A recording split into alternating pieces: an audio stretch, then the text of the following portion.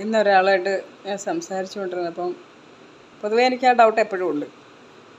നമ്മുടെ ബാറുകൾ ഇങ്ങനെ തുറന്നു വെച്ചിട്ടുണ്ട് ആണുങ്ങൾക്ക് പോയി കുടിക്കാൻ. ഇവിടെ ഓക്കെ, കുടിച്ചു കഴിഞ്ഞിട്ട് അവരെങ്ങനെ വണ്ടി ഓടിക്കും? വണ്ടി ഓടിച്ചു കഴിഞ്ഞാൽ ഒന്നുകിൽ എവിടെയെങ്കിലും ആക്സിഡൻറ്റ് പറ്റും, അല്ലെങ്കിൽ പോലീസുകാർ ഫൈൻ അടപ്പിക്കും, പിടിക്കും, ചെക്കിങ് വരും. അപ്പോൾ എന്താണ് രണ്ട് ബെനിഫിറ്റ് നമ്മുടെ സർക്കാരിൻ്റെ കയ്യിലേക്കാണ് പോണേ. ഒന്ന് കള്ള് കുടിച്ചതിൻ്റെ ബെനിഫിറ്റ്, രണ്ട് ചെക്കിങ്ങിൽ ആ പൈസയും കിട്ടും. പ്ലീസ് ഏതെങ്കിലും ഒന്നെടുത്താൽ പോരെ. അപ്പോൾ അവർക്ക് കള്ള് കുടിച്ച് കഴിഞ്ഞിട്ട് അവരവിടെ കിടന്നോട്ടെ, ബോധമില്ലല്ലോ, നിലത്തവിടെ കിടന്നോട്ടെ.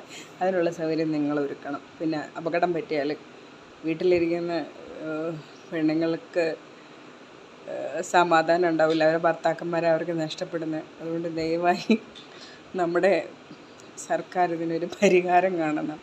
My request. എൻ്റെ എപ്പോഴും ഉള്ളൊരു ചിന്തയാണ്, കുടിച്ചു കഴിഞ്ഞാൽ അവരെങ്ങനെയായിരിക്കും വരുന്നത്.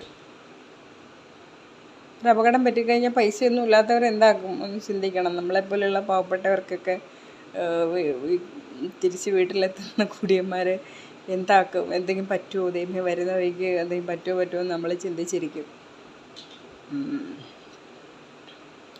അപ്പോൾ ദൈവം ഇത് സർക്കാർ ഇതിനൊരു പരിഹാരം കാണണം. വലിയ പൈസക്കാർക്ക് കുഴപ്പമില്ല, അവരുടെ ഡ്രൈവറൊന്നും കൂട്ടിപ്പോവും. സാധാരണക്കാരൊക്കെ എന്താക്കും? തിരിച്ച് അവരവരുടെ വണ്ടിയിൽ തന്നെ പോകണ്ടേ, ഫുള്ള് ഫിറ്റായിട്ട് ഈ വണ്ടി എടുത്ത് പോകണ്ടേ. അപ്പോൾ അവർക്ക് കിടക്കാനുള്ള സൗകര്യം ഒരുക്കണം. ഞാനെന്ന് അതിനെക്കുറിച്ച് സംസാരിച്ചപ്പോൾ എന്നോട് പറഞ്ഞു അവിടെ റൂമുണ്ട്, നല്ല റേറ്റാണെന്ന് പറഞ്ഞു. കള്ള് കുടിച്ചതിൻ്റെ പുറകെ റൂം റെൻറ്റും കൂടെ കൊടുക്കണം. ഒരു ഹാൾ കൊടുത്താൽ മതി, അവരവിടെ കിടന്നോട്ടെ. നേരം വെളുത്തപ്പോൾ വന്നാൽ വലിയ ധൃതിയൊന്നുമില്ല. വീട്ടിലേക്ക് വന്നാൽ കച്ചറയായിരിക്കും, അവിടെ കിടക്കട്ടെ.